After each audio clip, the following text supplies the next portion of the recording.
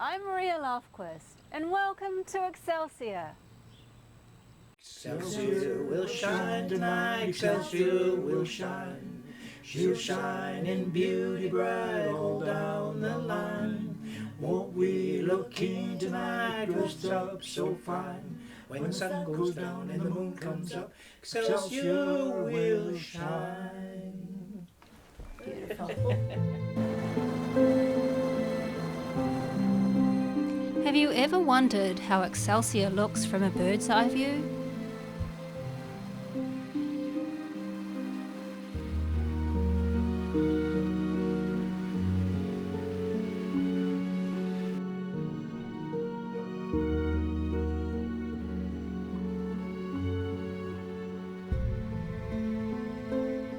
Or perhaps how it looked in the past.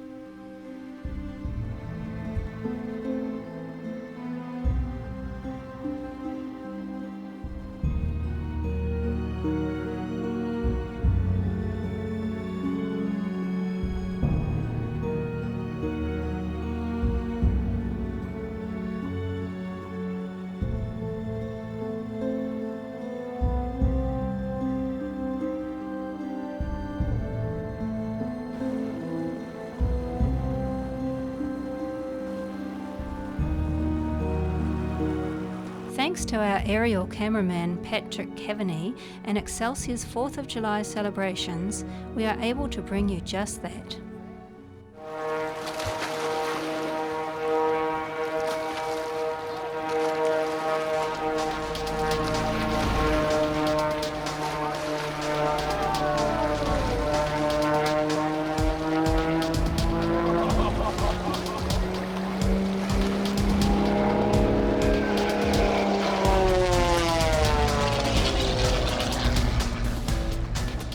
An historical biplane graced the skies with never-seen-here-before aerial acrobatics.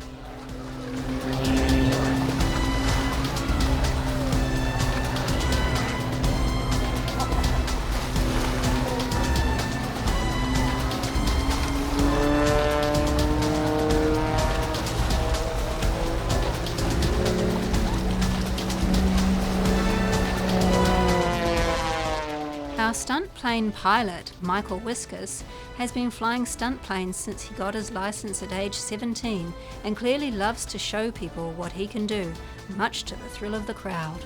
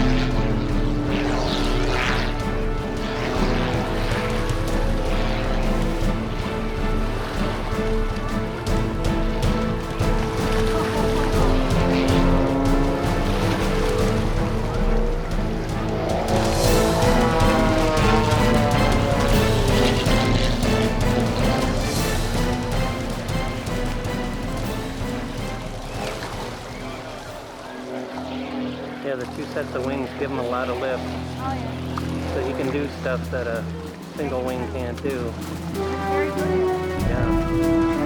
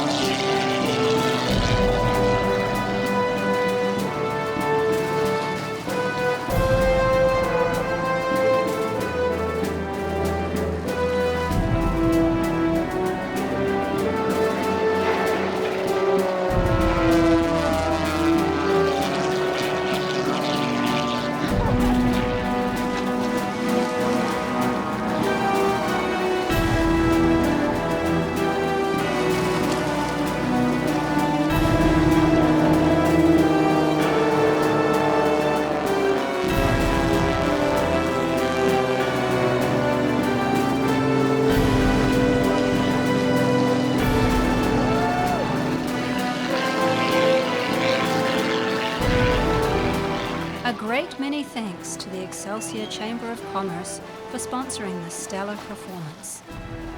And next, the Minnesota Orchestra performs. Take it away, Mayor Nick Reel. Hey everybody, I'm Nick Reel. I'm the mayor of Excelsior. Welcome. It is our great honor to bring forward the Minnesota National Guard Honor Guard to present the colors. Please stand in honor of our flag and our national anthem. Please join us.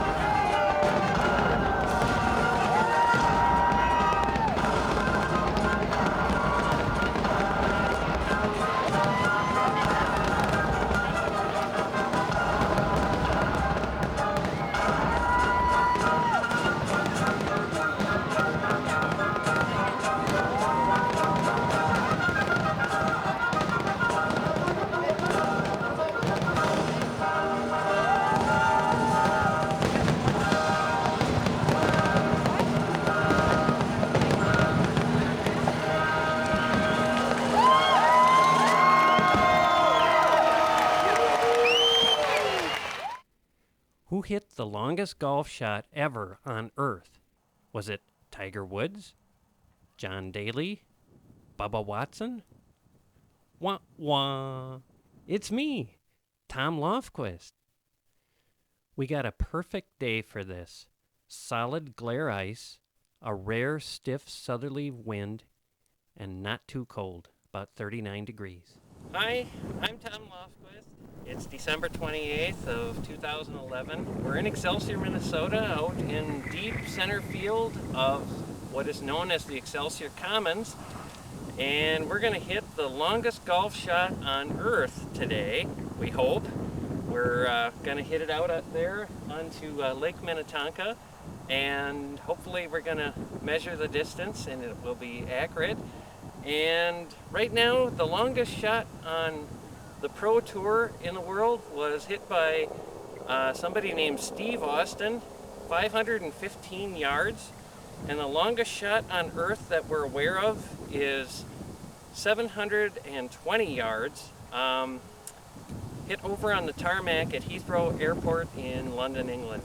But we think we can do considerably better than that. I'm just a duffer, crummy swing, old guy, but we'll see what we can do here right now.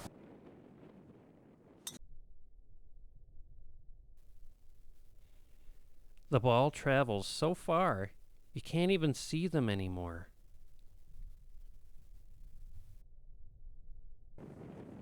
Yeah, I'll hit this one to Big Island. Though it doesn't seem it, Big Island is over a mile away from Excelsior.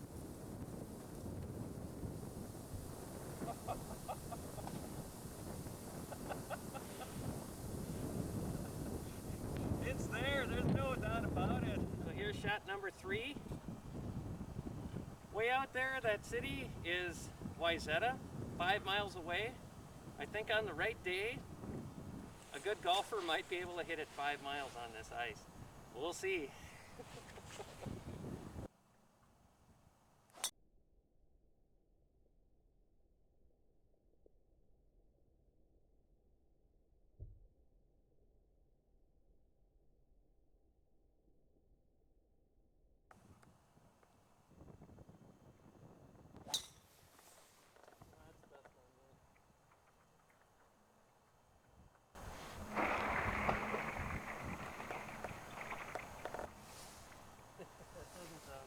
No, it doesn't sound good. Well, now we're going to try to hit the longest putt on Earth. This one, I've marked all the different balls. They're yellow so that we can see them. This one's number 10, but putting off the ice, I'm pretty certain this will be the longest one ever hit. So let's just go ahead, see what we get.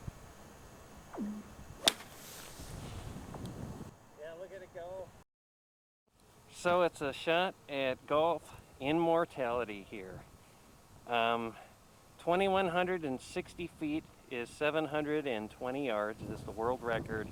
We're gonna go and mark that off, and then we're gonna see if we can find any of those balls. Walking out on the ice always carries great risk, so I put on a life vest, carried some ice picks in case I went through. I also wore crampons for traction.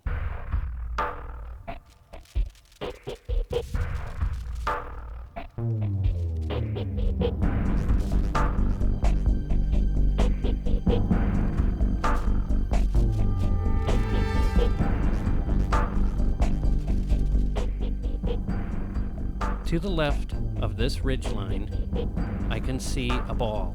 It later turned out to be ball number 10, which I could see was a putt of 490 yards. I measured it off and continued. This is 720 yards, the distance hit on the tarmac at Heathrow Airport. I measured off 4,290 feet and 8 inches on the ice, 1,430 yards on the ice, plus 8 yards to the ice, for a 1,438 yard shot. Though the ice was 3 to 6 inches or more, it cracked and groaned around me a lot.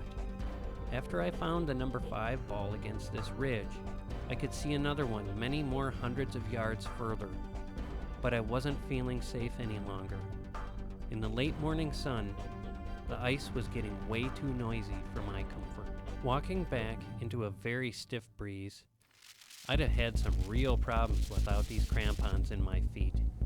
This is the number 10 ball that I putted 490 yards as I measured earlier on my way out to Wayzata. The ice began to soften so that it was getting a bit mushy as well. This is one of our witnesses, Peter. Well, there we go. It got hung up on a ridge out there. So I did that unofficially on cracking ice. I don't think I want to encourage anybody else to do this. It's a little dangerous, I'm afraid. A little more than I thought, but what the heck. For a world record in golf immortality? Why not? Yeah! Huh? All right.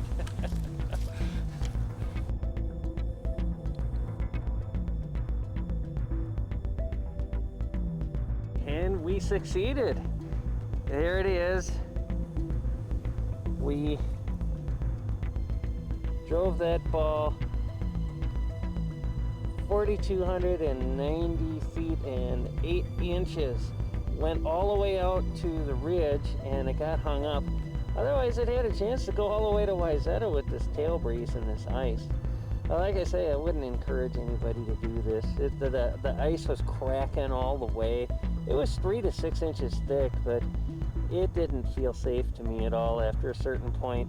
I saw another one farther out, but it was closer to the shoreline and I did not want to go get it. So there we go, 4,290 and 8 inches, plus 23 feet from here to the shoreline. So it's another 23 feet right to that that line right out there where the ice is cracked. So yay for me, my illustrious camera person, yay, all right. Here at the Excelsior Commons.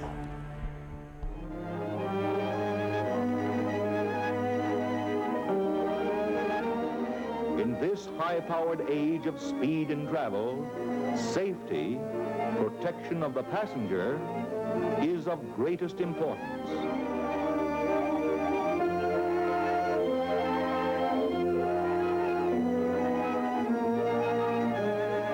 Every safety feature is built into the new Ford too, including large hydraulic brakes, safety glass, all steel body, and clear vision. Get the feel of V8 performance. See your nearest Ford dealer for a ride in the quality car in the low price field.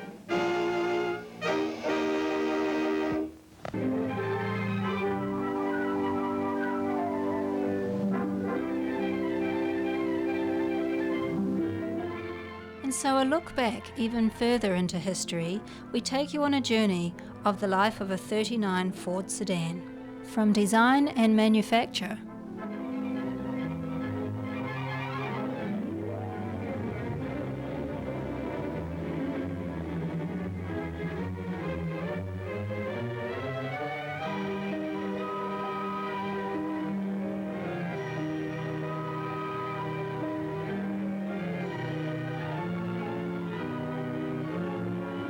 100% American Fords rolled off the assembly line and onto our roads. And this one still rides today.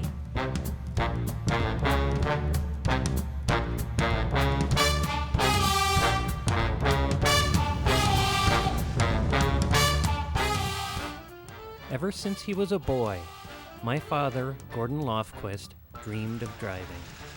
He often said the happiest day of his young life was his 16th birthday, when he got his driver's license. The story of my dad actually coming by this car was interesting in that my grandfather bought the car brand new. He owned it for a couple of years and then decided that he wanted to get a brand new 1941 Ford. And car dealers were much the same as they are today. He couldn't make a deal to trade the car in, so he decided to sell it privately. And it was at that point when my dad, who was 16, asked if he could buy the car. And my grandpa wasn't a rich man, so he didn't have the ability to actually finance him. So my dad got his grandmother, my great-grandmother, to finance him. So she gave him the $800 to buy this car in exchange for him taking her to the grocery store every week. and that's how he came by the car, and he paid her back without interest. And he was the only kid in high school to have his own car. Well, the story of this car getting back on the road is kind of a sad one. My dad had taken it to a country guy who was a great painter, and work started on refurbishing the car. Everything was looking really good after a year or so, and then all of a sudden the work just stopped inexplicably. Couldn't figure out why. There's always some excuse why the guy couldn't do it. He'd painted the car, did a magnificent job of doing that, was putting it back together, and then there was always some reason why he couldn't finish the job.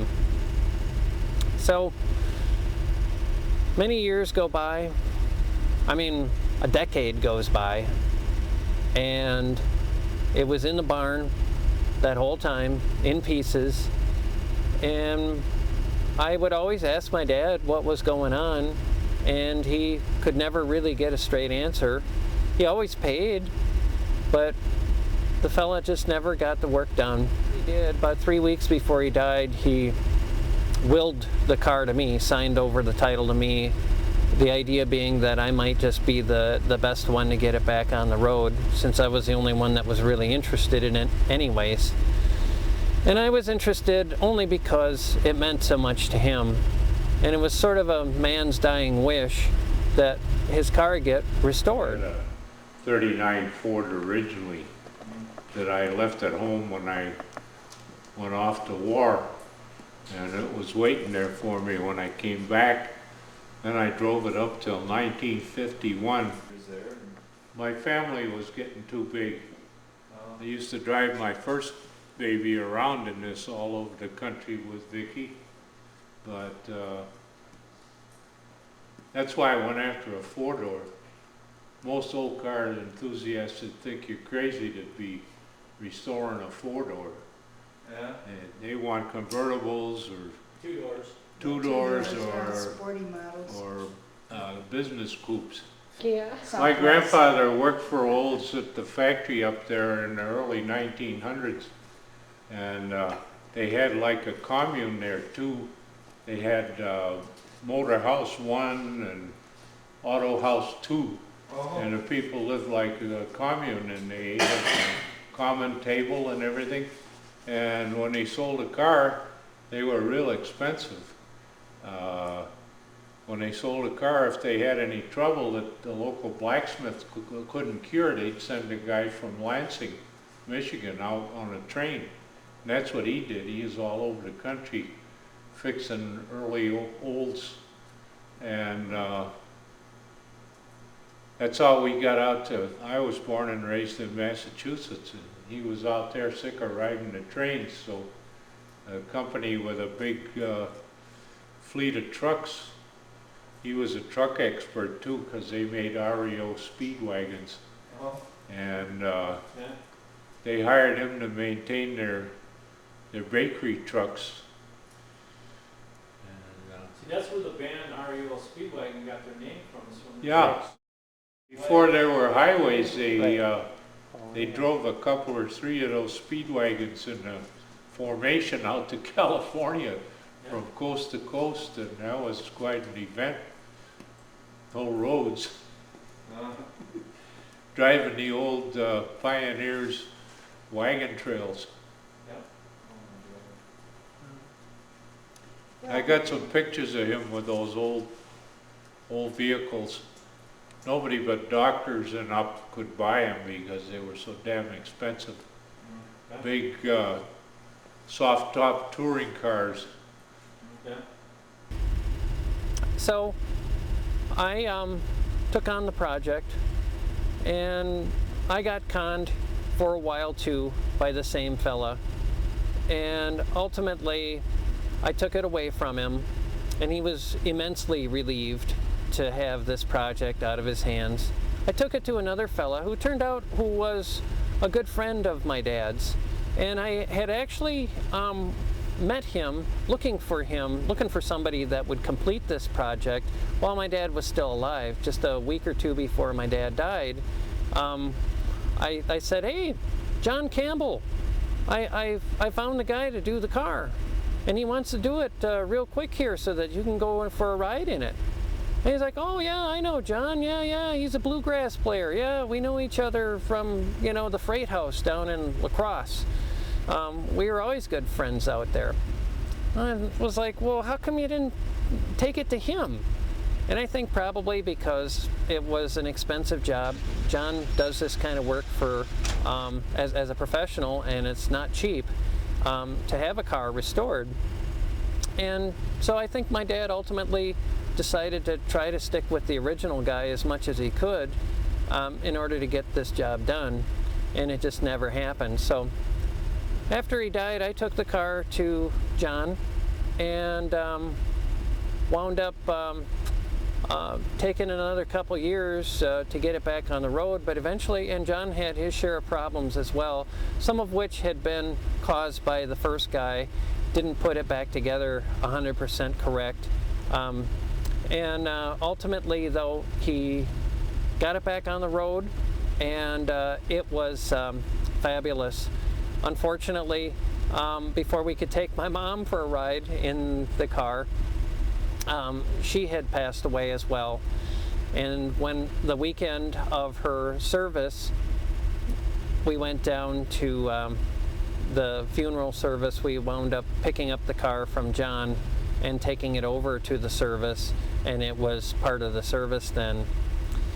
And at John's place, we had my dad's urn with his remains in it, because he had died about 3 years previously.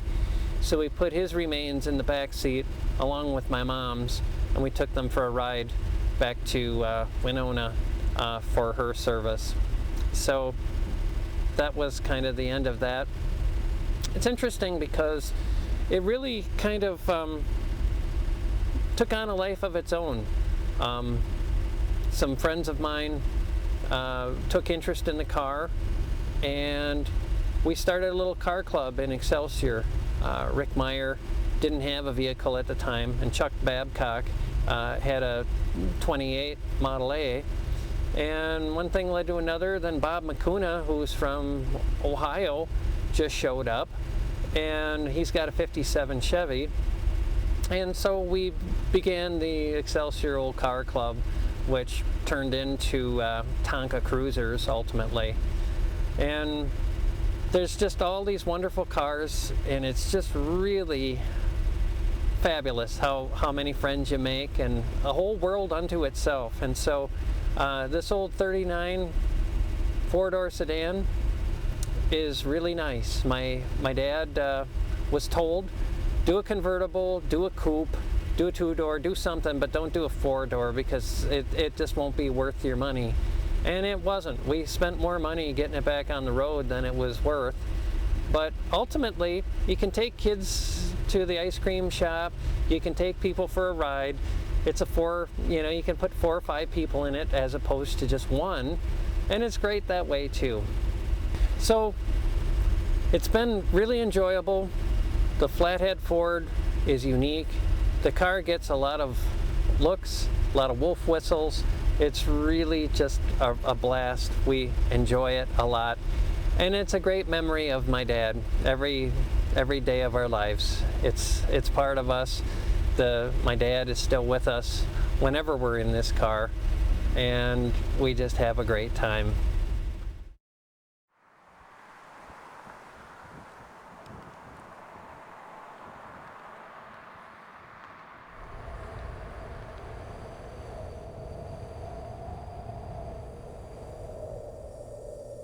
Thanks for watching our show.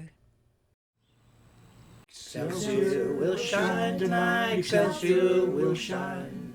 She'll shine in beauty bright all down the line. Won't we look keen tonight, dressed up so fine? When the sun goes down and the moon comes up, Excelsior will shine. Beautiful.